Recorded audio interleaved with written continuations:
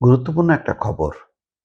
ইরানের বাহিনীতে যুক্তরাষ্ট্রের প্রথম সরাসরি হামলা ৭ জন সেনা নিহত হয়েছে।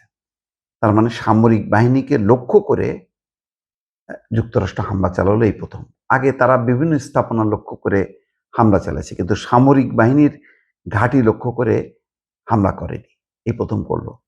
ইরানের সেনাবাহিনী সেটা সামনে আনছে এই খবরটা যে চলমান সংঘাত শুরুর প্রথমবারের মতো দেশটির সেনাবাহিনীকে সরাসরি লক্ষ্য করে যুক্তরাষ্ট্র ক্ষেপণাস্ত্র হামলা চালিয়েছে।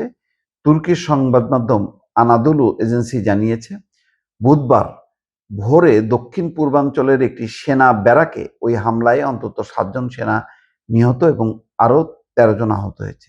ইরানের রাষ্ট্রীয় সংবাদ প্রচার IRIB জানিয়েছে সিস্তান এবং বেলুচিস্তান প্রদেশের বামপুর শহরে ইরানি স্থলবাহিনীর একটি ব্যারাকের আবাসিক এলাকা এবং সেনা সদস্যদের থাকার স্থাপনা লক্ষ্য করে যুক্তরাষ্ট্রের সামরিক বাহিনী ১৩টি ক্ষেপণাস্ত্র নিক্ষেপ করে।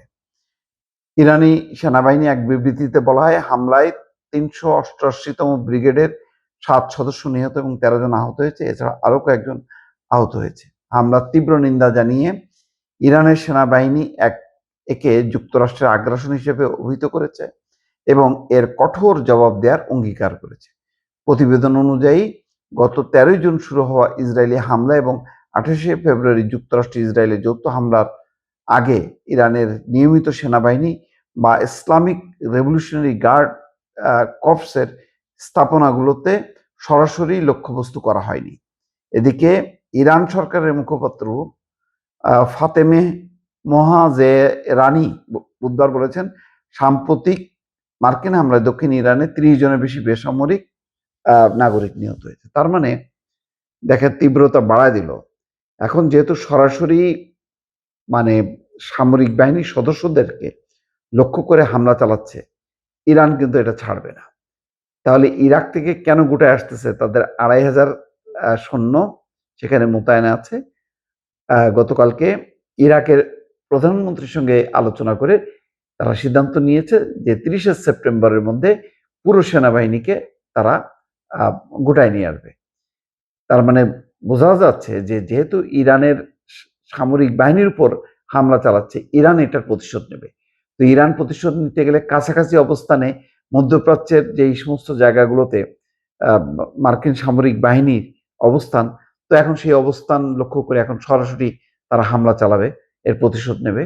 তার মানে এই ঘটনার মধ্য দিয়ে প্রমাণ হলো যে যুদ্ধের বিস্তৃতি এবং তীব্রতা সামনে কিন্তু বাড়বে। এতদিন যে ২৮শে ফেব্রুয়ারি থেকে যেই পাল্টাপাল্টি হামলা হচ্ছে, তাতে কখনো কোনো সেনাবাহিনীর ব্যারাক বা সেনা সদস্যদেরকে লক্ষ্য করে হামলা করেনি। হয়তো বিভিন্ন স্থাপনা, তাদের বিভিন্ন কেন্দ্র যেখানে ক্ষেপণাস্ত্র ছোড়া হয়, সেই সক্ষমতাগুলো তারা লক্ষ্য করে হামলা চালাইছে। কিন্তু কারো জীবনহানি হবে এরকম কোনো সামরিক ব্যারাকে, যেখানে তাদের আবাসিক স্থল হিসেবে ব্যবহার হয়, সেই জায়গাগুলো লক্ষ্য করা হয়নি। এখন এই ঘটনার পর মধ্যপ্রাচ্যের মার্কিন যে উপস্থিতি যে সমস্ত জায়গাগুলোতে, সেই জায়গাগুলো কিন্তু বিপজ্জনক হবে। কারণ এটার প্রতিশোধ ইরান নেবেই। এটা ছাড় দেবে না। কারণ ইরানের সেনাবাহিনীর মনোবল বাড়ানোর জন্য ইরান এটা ছাড় দেবে না দর্শক।